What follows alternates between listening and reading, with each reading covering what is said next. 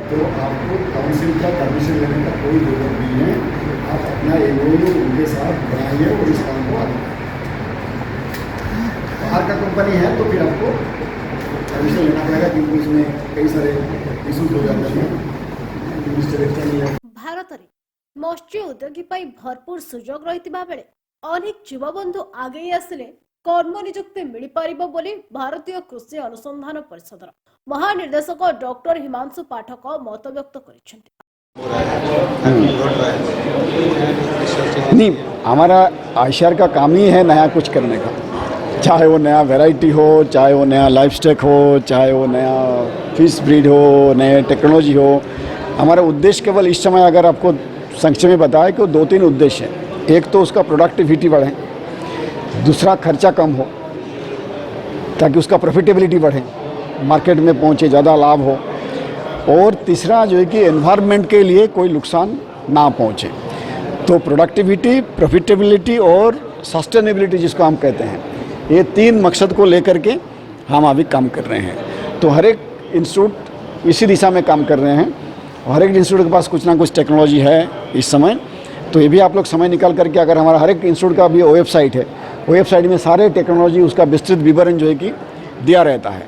और आप लोग को जैसे ही कहीं पता चलेगा तो कंसर्न साइंटिस्ट अगर बात करेंगे तो आज वो भी हम चर्चा करेंगे। छोटा छोटा वीडियो बना करके अगर आप लोगों को देंगे तो उससे आसानी से आप लोग इस काम को आगे बढ़ा पाएंगे।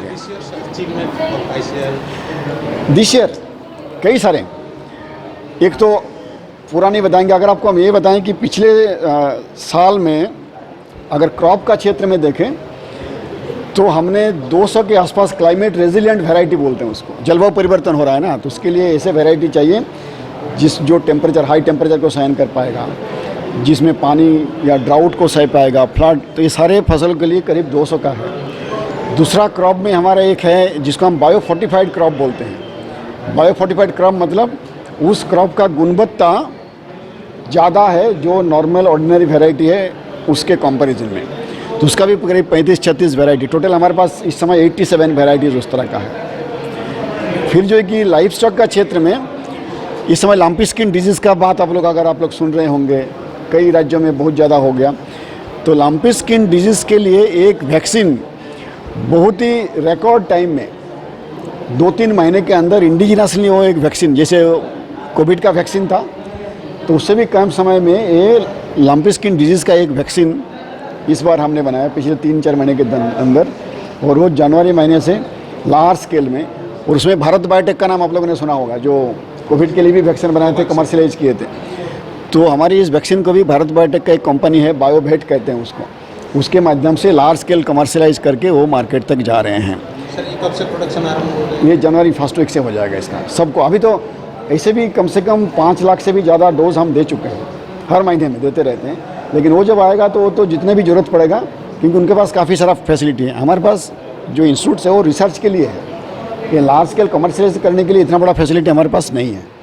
तो टेक्नोलॉजी हम डेवलप करते हैं, फिर प्राइवेट कंपनी को देते हैं। और उसके लिए आजकल हमारे पास एक संस्था हमने बनाया जिसको कहते हैं एग्री इनोवेट। तो जितने भी इंस्टीट्यूट्स है अपना जो भी टेक्नोलॉजी है वो एग्री इनोवेट को देते हैं।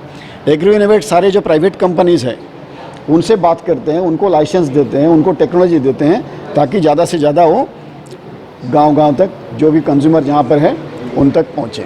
ये सारे हैं।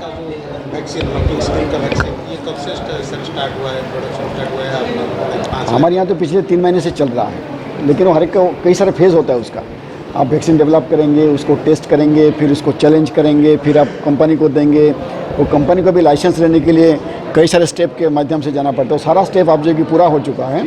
आप जो है कि जनवरी से इसका कमर्शियलाइजेशन प्रोडक्शन शुरू हो जाएगा और सबको लगना शुरू हो जाएगा, जितने भी एनिमल्स उसमें हैं। ठीक है।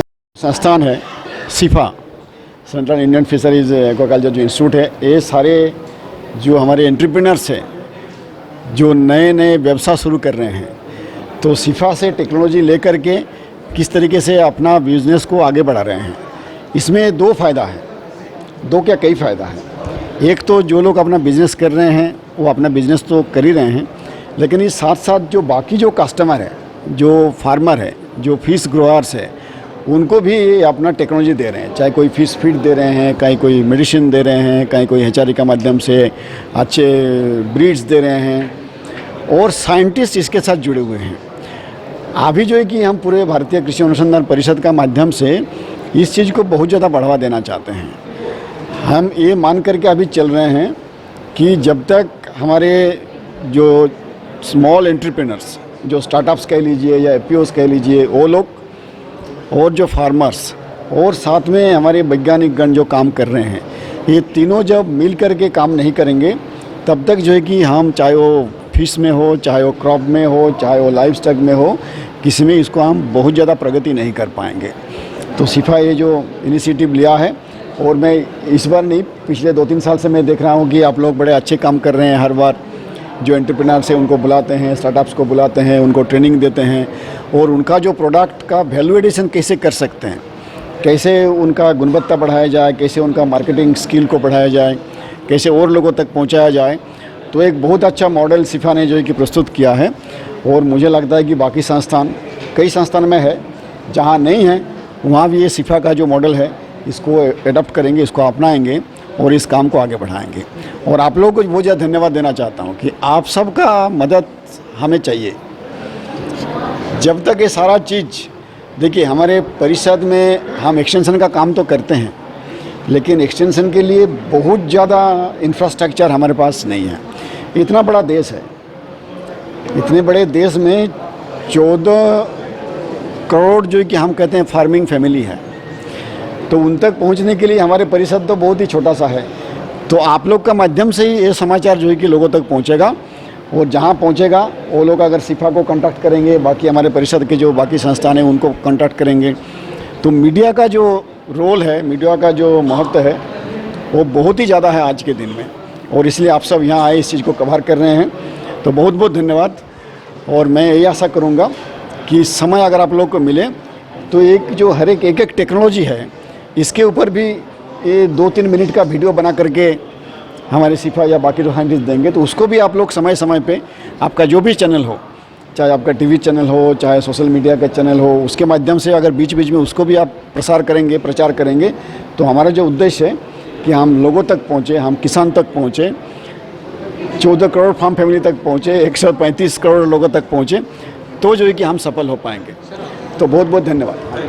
आज सिफारे आयोजित जातीय मत्स्य उद्योगी विकास कार्यक्रम में जोगदे वैज्ञानिक पद्धति व्यावसायिक मत्स्य चाष करिपारिले अधिक लाभ हेबा सह कर्म नियुक्ति मिल पारिबो बोली महानिर्देशक डॉक्टर पाठक मत व्यक्त करिसेंति। एही कार्यक्रम में सिफार निर्देशक डॉक्टर प्रमोद कुमार साहू उपस्थित रही मत्स्य उद्योगी विकास जिकरे सिफा समस्त प्रकार सहयोग जोगाई दिया जिवो बोली कहिथिले।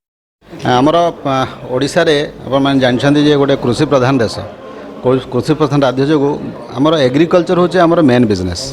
तो सेथर को आम बिजनेस रे केमती कन्वर्ट करवा तापे गोटे सेंटरटा कराई जो आम एंटरप्रेन्योर मैंने जो मैंने एग्रीकल्चर रिलेटेड कृषि भित्तिक बिजनेस करने चाहते, सीड करने चाहते, फीड करने चाहते, प्रोसेसिंग करने चाहते, ये सबूरे जमी से बिजनेस करेंगे ताकू आम प्रोत्साहन देवाई सपोर्ट करने सेंटरटा कराई।